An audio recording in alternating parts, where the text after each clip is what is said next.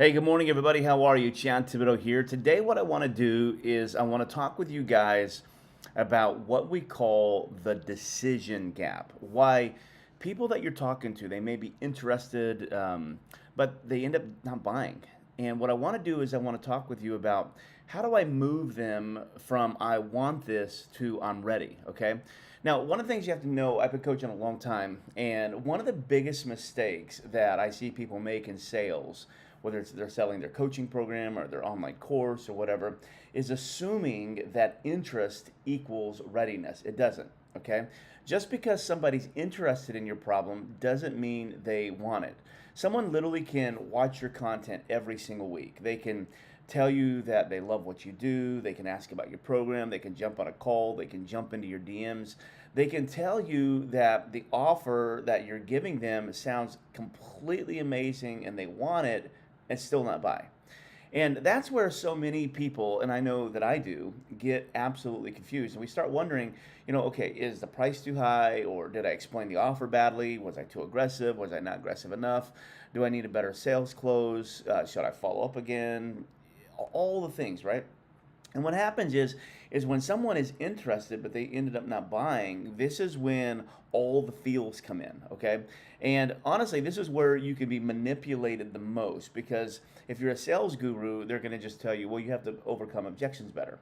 If you're a copy guru, you're just going to say, well, your copy wasn't good enough. If you're an offer guru, you're going to say, well, the offer wasn't good enough. And what I want you to know is that there's actually a gap between wanting something and being ready to make a decision about it. And that's what I call the decision gap. So write that down, the decision gap. The decision gap is the distance between I'm interested and I'm ready. That distance matters because people ultimately don't buy making decisions.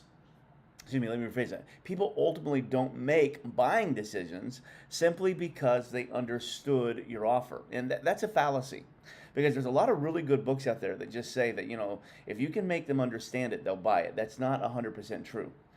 People make buying decisions when they have enough certainty about it, okay? So if I was to, and I'll have a whiteboard and I'll share this with you in a minute, but if I was to come on and draw an arc, okay, and on the left side of the arc was they're interested, on the right side of the arc is they bought it. In the middle, what we're looking for is we're looking for certainty, and that's what I want to teach you today is certainty, because your job in selling your program is not simply to create interest. And there's nothing wrong with creating interest. We need to go social, we need to have our content out there. We have to create interest because we have no interest, we have no customers. But your job is to create enough certainty for the right person to make a confident decision. And I'm going to just tell you, from a coaching perspective, sometimes the person that needs the most certainty in your offer is you. One of the reasons why we don't sell a lot is because we're not certain about our own offer, okay? So in order to give someone else certainty about your offer, you have to have certainty in your own offer, okay? And your job is to create enough certainty for your prospect or the right person to make a confident decision. And that begins to change the way you sell. So instead of asking things like, how do I get them to say yes? I want you to start asking, where is their certainty breaking down? I just want you to marinate on that for a second, okay? So instead of saying, what do I have to do? How do I have to manipulate the conversation in order to get them to yes? Start asking, where is their certainty breaking down? In fact, this is really good advice for any relationship that you're in, whether it be a romantic relationship, whether it be a business relationship, whether it be an acquaintance relationship. Okay, when you're trying to communicate something and you're trying to convince someone of something, don't try to get them to yes. Just simply try to understand where the certainty is broken down and then build that certainty. Because most of the time, when a qualified prospect does not move forward, there's a gap somewhere between interest and action. And today, what I want to do as we fill in this decision gap is I want to show you 5 places where I believe that gap commonly appears. Now, before I get there, I'm going to go to my handy dandy iPad here, and I just realized I keep forgetting to do this. I got to connect my pencil. But I'm going to go to my handy dandy little iPad here. What I'm going to show you before we get to the 5 places, that it can break down. I want to show you, if I can do this, I want to show you, there we go. I think you guys can see that. Okay. I want to show you the 4 stages of a buying decision. Okay. So let's look at the 4 stages of a buying decision. And these are really important stages for you to learn, because if you're going to try to get somebody some clarity, then you really have to know these. The first one is interest. Okay, the first one is interest. Okay, there's a level of interest that they have to have. So how do I get their attention? How do I get them to watch? How do I get them to click? How do I get them to book? How do I get them to respond to my DM? All of that matters.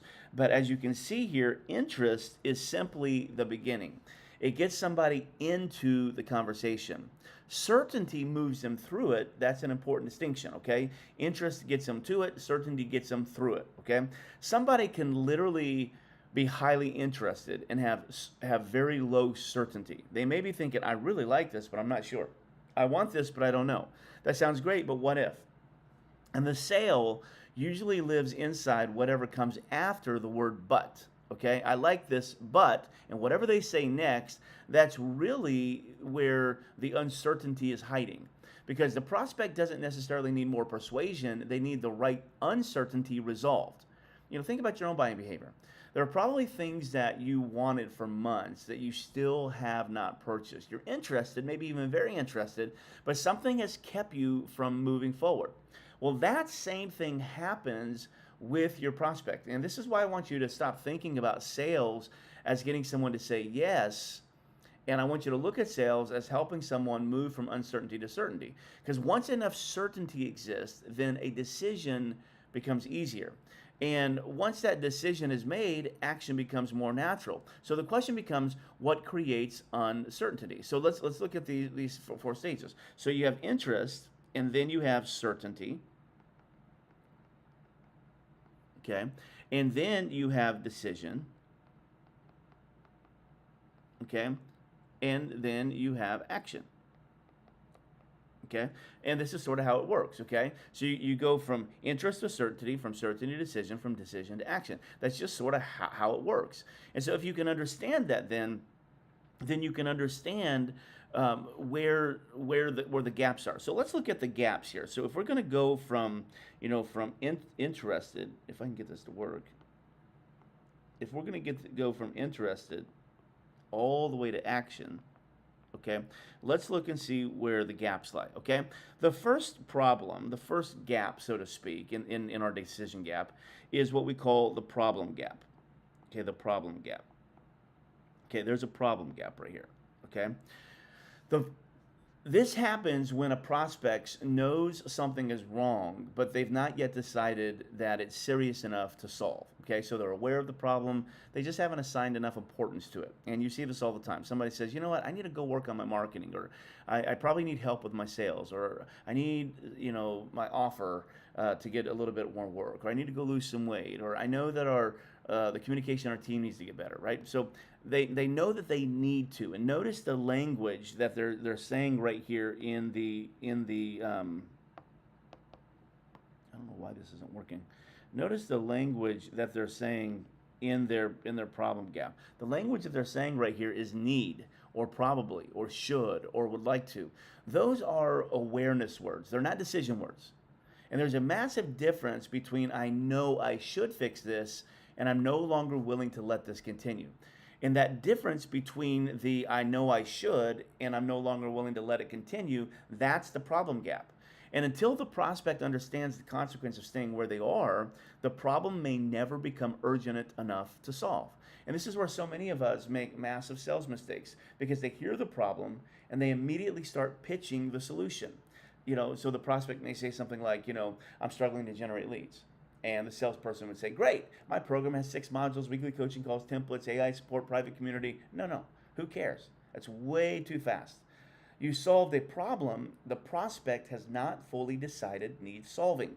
And so before you explain the solution, you have to help them understand the problem, not through manipulation, but through clarity. I mean, if we were in a live room right now, I'd had everybody say that. Say, through what? And everybody would say, through clarity, okay?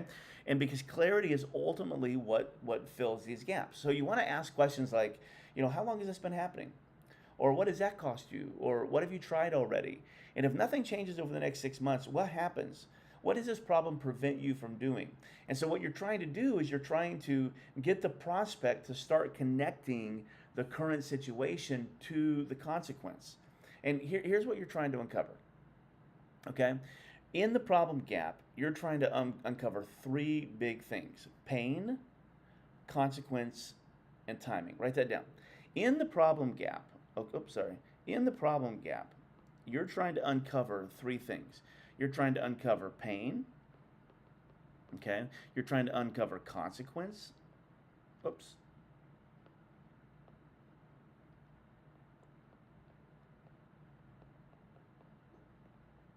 And you're trying to uncover timing, okay? So pain, I don't know why this keeps going back and forth.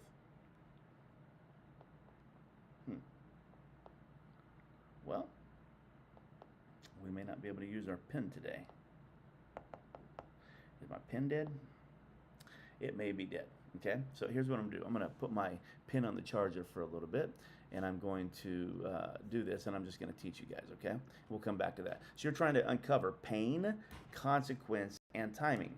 And in that problem gap, if you can uncover pain, consequence, and timing, then what ultimately happens is you're beginning to figure out like what's happening. So pain answers says what's happening. Consequent answers what's it costing them, and timing answers why does it matter and matter right now.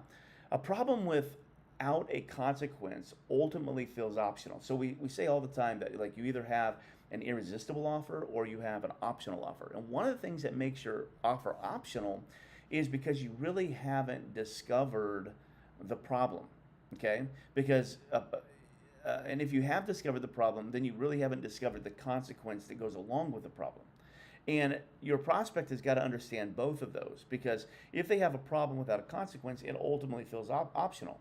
A problem with a clearly understood consequence starts to become a priority. And what you're trying to do is you're trying to take this problem and make it a priority for your clients. And that's why one of the most important questions in selling is not like, what do you want? It's what happens if nothing changes. And as a coach, you really need to wrestle and you need to know the answer to that question with your prospect. Is like, what happens if nothing changes? Because sometimes the prospect needs to hear their own answer. And you're not creating pain, you're simply revealing it. And you're helping them accurately evaluate the pain that already exists. And that's the problem gap, okay? The problem gap is one of the most important. You've got to be able to wrestle with that. The second gap is what we call the outcome gap, okay? The outcome gap, okay? Now, the outcome gap, and I think I can share this on my screen here. The outcome gap, I'm working the thing by myself today. There we go. The outcome gap is the second decision in bringing certainty in our ultimate decision gap, okay? So this happens when someone knows they want something, but the desired outcome is still too vague, okay? So they know they want something, but the desired outcome is still too vague. Now, for instance, this pen is a great idea of a problem, right? It's a pain. It's just pesky, right? And so apparently it's died and it doesn't have enough juice, and so that is a problem, okay? If I didn't care about writing on this presentation together, I wouldn't care about the outcome, okay? But because I do care about the outcome, I do want to write in this presentation today. Okay, I know that I want something better, okay? And because of that, I'm willing to do something about it. Well, what happens is with your prospects is if they know they want something better, but the desired outcome is still too vague, okay, which is relatively common, okay, then what's going to happen is they're going to push their decision, okay? So this is relatively common in the coaching world. So ask somebody this. Ask somebody what they want, and they say, well, I want more clients. or I want to grow, or I want more freedom, or I want to make more money, or I want to feel better, or I want to get organized, okay? Those are what we call desires, okay? But vague desires rarely create strong decisions. I want you to write this down. I want you to think through this. Vague desires rarely, I don't know why I can't say that word today. Vague desire, I'm going to try one more time. I should have had my coffee this morning. Vague desires rarely create strong decisions. I want you to write that down, and I want you to remember that. Because so many of you, you know what you're trying to sell. You may even know some of their problems. You may even know some of their desires, but their desires are vague. They're not measurable. And the more clearly somebody can see the destination, the easier it is to evaluate whether the journey is worth taking. And that's why specificity matters. Because if someone says, I want more clients, you don't need to say, awesome, that's great. You need to say, how many? And then you need to make them figure out how many they want. And so here's a vague answer. Oh, as many as I can get. No, that's vague. Okay, that's vague. And as long as you let them stay vague, they're going to stay, circling in the decision gap. Okay, so we want them to become specific. And so then you could ask, like, hey, what would 5 additional clients per month do for your business? Okay, so now you're beginning to help them put meaning to the outcome. What would that allow you to change? Now you're connecting the result to their life. I don't know, maybe 5 clients means another 20K a month. Maybe 20K means they can finally hire. Maybe hiring means they can stop working 70 hours a week. Maybe that means they can get their evenings back. Now we're not talking about more clients. What we're doing is we're talking about a completely different life. And this is why people do not really buy the things you sell. They buy the things that you sell make possible. So if you sell coaching, I guarantee you they're not buying Zoom calls. Not one person has ever said, I can't wait till I go get on a Zoom call. Okay? Nobody buys what I'm doing right now. If you sell a course, they're not buying videos. If you sell consulting, they're not buying your calendar. If you sell a service, they're not buying tasks. What they're doing is they're buying an outcome. And underneath the outcome is usually another outcome, and that's the outcome that they want. And I've taught this before. It's the difference between chips and queso, okay? Okay, chips is simply the delivery mechanism that gets what you want delivered to you, okay? When we go to a Mexican restaurant and we order chips and queso, okay, if they had chips and they had queso, chances are we wouldn't just eat the chips. We'd take the chips and we'd put it in that amazing queso, and because the queso is what we want. We can't just grab the queso, that would be messy. So the chips take what we want and deliver it to us in a very clean and practical manner. People often tell you they want the chips, like more money, more clients, better marketing, a better funnel, stronger team. Okay, but there's typically a queso underneath it. Things like confidence and security and freedom and recognition and peace and control or impact. And the better you understand the real desired outcome, the easier it becomes to create some type of decision.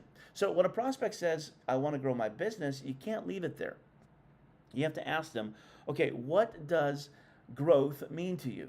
What number are you trying to hit, and why does that number matter? Okay, and that's what we call the outcome gap. Okay, so I'm going to see if I can make my little whiteboard happen again here. Okay, and let's try this. Okay, I think we got it. Okay, so on the outcome gap, okay, so what you're looking for with the problem gap is you're trying to understand pain, consequence, and timing. And on the outcome gap right here, okay, what you're trying to do is you're trying to determine what is their current reality,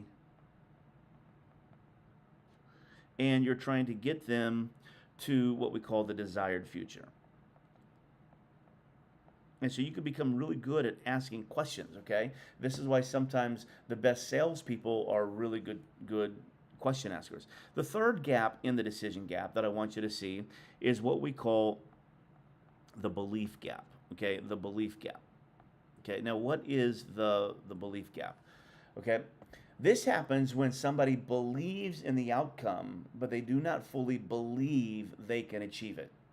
Okay, listen to me. They believe in the outcome, but they do not fully believe that they can achieve it. And there's two actually there's two belief questions right here that happen during a sell. Number one, they're asking, does it work? And the second one is will this work for me? Those are not the same question. Because you can have the best testimonials in the world. You could show somebody 100 success stories, and they may still be thinking, yeah, those people are different from me. And this is why proof alone doesn't always close the belief gap. And sometimes proof actually widens the belief gap, because if you're giving proof from people that they believe are more gifted and talented than them, it's actually going to widen the belief gap, because they're like, yeah, but they got an audience, or they're known, or they're a lot farther ahead than I am. And so sometimes proof can widen the belief gap. The prospect ultimately has to see themselves with the proof. They may believe that your methodology works, they just don't believe they're capable of succeeding with it. And maybe they've tried something before, maybe they failed before, who knows, right? Chances are they bought another program and did nothing with it. Okay, whatever the deal is you have to know the internal story that they are telling themselves. For example, I've tried ads before. Well, that may sound like a tactical statement, but underneath it might be, I don't trust myself to spend money on this again. Okay, that's really the deal. Or I bought coaching before and it just didn't work. Underneath, they may be saying, what makes this different? Or maybe I'm just not good at implementing. The surface statement and the actual belief are often different. And your job as a coach, and this is why I say that you can't sell as a salesperson, you have to sell as a coach, because your job as a coach is to peel back those layers and see what is the actual belief that they're dealing with. And this is where a good case study can become powerful. And so don't just say Sarah made 50 grand, but tell me who Sarah was before she made 50 grand. What was she struggling with? What was she afraid of? What had she already tried? What did she believe? And what changed? And now what happens is now the prospects begins identifying with Sarah. And they're like, Sarah sounds a lot like me. And suddenly the proof becomes relevant. And so one of the strongest forms of proof is not look how successful this person became, it's look how similar this person was to your current situation before they became successful. And if you do that, then that closes the belief gap. So what you're trying to do with the belief gap here is you're trying to get them to say, okay, I can see myself doing that. I can see myself doing that. And that sentence matters, because there's a difference between admiring someone else's success and imagining their own, okay? The fourth gap in our decision gap is what we call the path gap. And of course, my pen died on me again. Okay, so we'll go back to this. We'll give it a couple seconds of juice. See, listen, I'm in my hotel room in Everett, Washington. I get on a plane in 35, or I've got to leave for the airport in 35 minutes, and I forgot to charge my pencil. So say, hey, listen, it happens to the best of us, but the show must go on, right? Okay, so here we go. So the path gap. This happens when the prospect wants the results and believes it may be possible, but they cannot clearly see how they're going to get there. Now, notice this is the fourth gap, okay? It's not the first gap, it's the fourth gap. Because sometimes we want to merge the problem and the path. And you can't do this. You got to take them on a journey, because this is where your mechanism, your methodology, your framework, or your process ultimately matters. Because people are skeptical of vague promises, okay? They're skeptical of vague promises. And so you've got to be able to understand that because they're skeptical of vague promises, that you got to say, okay, well, if that's the case, then let me show you how this is going to work. Because if you tell me that I'm going to help you scale your business, wonderful, great. How? If you tell me I'm going to help you become healthier, great. How? If you tell me I'm going to become a better leader, great. How? If you're going to tell me I'm going to find the love of my life, great. How? If you're going to tell me I'm going to help you grow your audience, fantastic. That's wonderful news. But guess what? You have to show me. Oh, you have to show me how. Okay, and that's where the path comes in. And so when you're creating a path, you have to stay at the highest level. You have to understand that the path is simply a bridge from where they are to where they want to go. They don't need every detail. In fact, sometimes too much detail, in fact, not sometimes, always, too much detail ultimately creates confusion. I remember one time I was working with a client and I had done a masterful job taking them through these four gaps. And I got to the path and they were 100% sold. They had certainty that they wanted to buy. They were ready to buy. And then I kept talking. And I kept telling them what was in it and what they get and how awesome it was. And what happened was I moved them from certainty to where they were ready to give me their credit card and buy to confusion. And I actually talked them out of the sale by telling them everything that they got, okay? And so you can't give them too much. You have to be able to practice this bridge, okay? But they need enough visibility in the process to trust that there is a process. And this is why I'm a believer of frameworks, because a framework says, we're not making this up as we go. There is a path. There is an order. There is a reason we do step one before step two. And I really want you to hear this because a lot of people that I've been coaching recently, they use the word depends a lot. Okay, and if you guys have been around me long enough to know, you know that is my pet peeve word. You're never allowed to use the word depends. Why? Because depends communicates to your audience that you don't know. And it's almost like a custom build your own ending type program. And that may sound good on the surface, but it terrifies the heck out of your prospects. So because they want to know that there's a path. They want to know that there's an order. They want to know that there's a step one before step two. They want to know that there's a method behind your madness. They want to know that there's a route to the result. Okay, so for instance, imagine if there's two coaches, okay? And coach one says, you know what? I'm going to help you grow your business. And coach two says, we start by identifying your core competency, then we clarify your core outcomes, and then we map your core curriculum, and then we build your core product. Which coach feels safer? Well, the one who has got a method behind his madness, that coach feels safer. The reason is because the prospect can then see the path. So if your path needs a lot of education, it's not a path, it's education. Hear me. If your path is too confusing and it's not simple and it doesn't use lay language, then it's too confusing. And sometimes in our path, we want to use insider language. And I don't want you to use insider language in your path, okay? I don't want you to have to use language that you have to explain to people what that language is. Because now you've just created a whole nother education loop that you don't need to enter. So use language that they can relate with and that they can know, because that's the best way to bring certainty. If you start using insider words or different words or made up words or words that only a certain group of people would understand, then you're causing uncertainty. I was talking with a gal the other day, and I was trying to explain to her that your path is very, very confusing. And she looked at me and she goes, if they don't understand that, they're not my people. And I'm like, that's a very quick way to stay broke. Just like that. That's a very quick way to stay broke, okay? Because if they understood all that, they wouldn't need you. And it caused a little friction between the two of us, because I couldn't get her past her inside language. And this person wanted me to believe that they'll know the word or they're not their ideal person. And I'm just like, come on, okay? That's just not true, okay? That's not true. So certainty increases when complexity decreases. Write that down.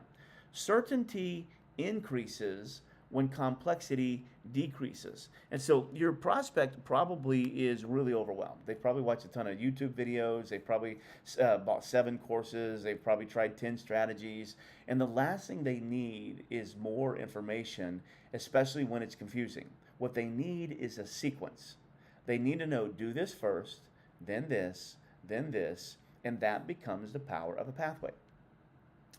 When you sell, don't dump your curriculum on them. Show them the journey, okay? Show them the journey. And so that's what you're trying to do in this particular path, okay? The path gap, okay, what you're trying to do is you're trying to simply show the journey. That's it, okay? Just simply show the journey. And if you do this, then you're a lot more likely to close that decision gap. Okay. Now let me give you a bonus. Let me give you a bonus one in here that when I first wrote this, I didn't use, but then I sort of talked myself into it. Okay. And it's the fifth gap, and it's the bonus gap. It's what I call, and I'm going to use a different color for this one so you know it's a bonus. It's what I call the priority gap. Okay, it's the priority gap. It's this happens when a prospect agrees with almost everything. Yes, I have the problem. Yes, I want the result. Yes, I believe it can work. Yes, I understand the process. But many of you, you'll get all the way there and they still don't buy, and we can't figure out why. As I've wrestled with this, I sort of have figured out why. The reason why is because something else is winning the priority battle. Because every purchasing decision competes against something. It's either competing against time or money or attention or goals or problems or fear, something. Okay, it's competing against something. And the offer is rarely competing only against your competitor. Very often, your biggest competitor is maybe later. That's the priority gap. And this is important because urgency does not mean creating fake pressure. Urgency means helping someone accurately evaluate timing. And there are ethical reasons to act now. Now, trust me, there's a lot of scam artists out there who use unethical urgency and unethical scarcity. And to be brutally honest with you, they're just lying out of their teeth on all of it. And I hate that. And I think you should run away from people who do that. Okay, just so you know. I can't stand unethical urgency and manipulative scarcity.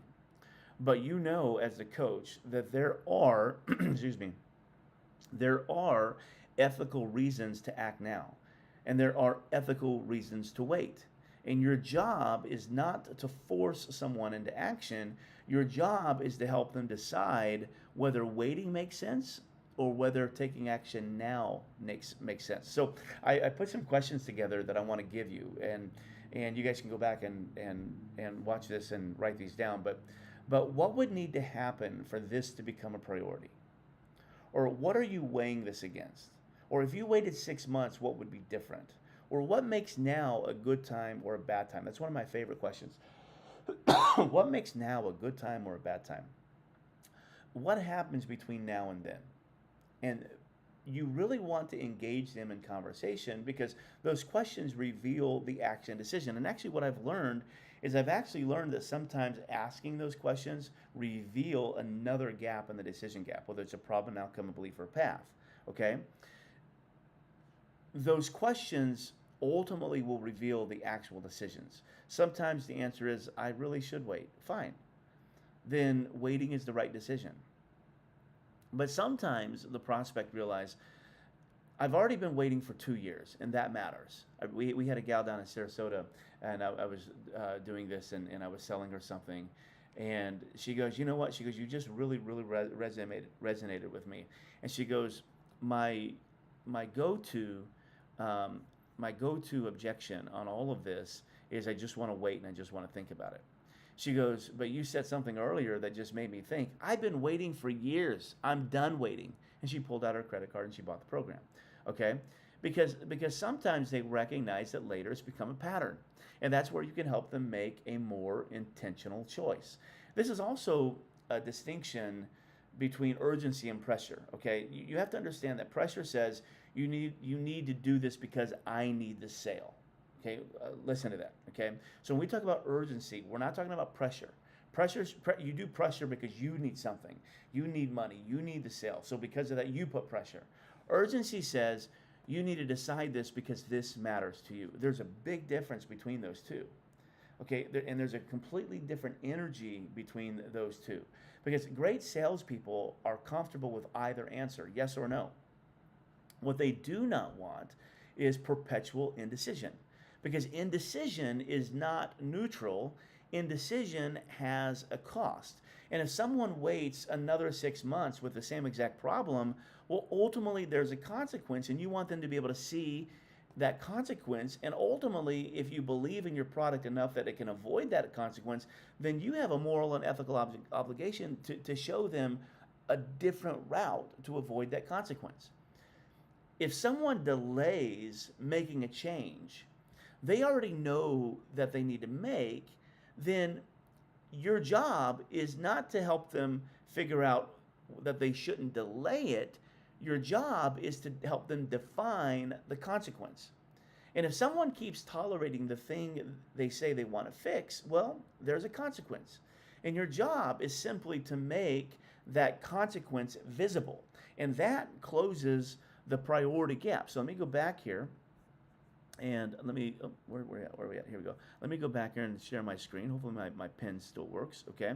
So what we're going to do here, your job here is to make, and of course, oh, there we go. Make the consequence visible. And if you can make the consequence visible, then you've closed that priority gap, and the decision to say yes or no is a lot more likely. Now, before we get out of here, I want to give you something practical that you can use after every sales conversation, okay? Whether you're selling on a Zoom call, or you're selling on a stage, or you're selling one-on-one, whatever.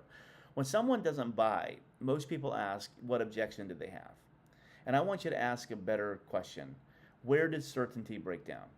Okay, and that ultimately runs the 5 gaps. Okay, the problem, the outcome, the belief, the path, the priority. Okay, that's your sales diagnostic. So when you're coming here and you're asking questions about where did the certainty break down, figure out which one of those 5 it is. Okay. And what you may do is you may discover that your sales calls are weak in one specific area. Okay? And a lot of people tell me, Chad, I'm not really good at selling. And what I want to tell you, you don't need to be good at selling, you need to be good at coaching. And if you understand these 5 gaps inside the decision gap, then you can coach people through the process. But if you haven't done your work, then I'm just simply telling you that you're going to struggle a little bit. Okay, so here's what I want you to walk away with today. Stop trying to become better at convincing people. Become better at helping people create certainty. Okay, and that's a completely different approach to sales. Hopefully that was helpful to you, because it's one of my favorite things to teach, because what I want you to see is that you can become magnificent at selling by becoming magnificent at coaching. And you can become magnificent at coaching when you understand the 5 things that you really have to be good at. You have to coach them through the sales process. All right, guys, we'll see you next time. Hopefully this was helpful.